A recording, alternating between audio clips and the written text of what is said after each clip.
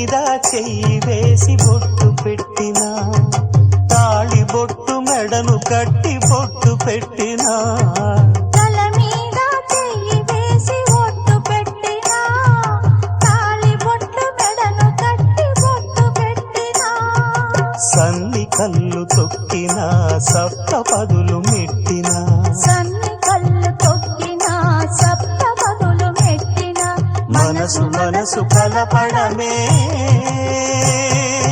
మంత్రం పరమార్థం. శ్రీరస్తు శుభమస్తు, శ్రీరస్తు శుభమస్తు. శ్రీకారం చుట్టుకుంది పెళ్లి పుస్తకం, ఇక ఆకారం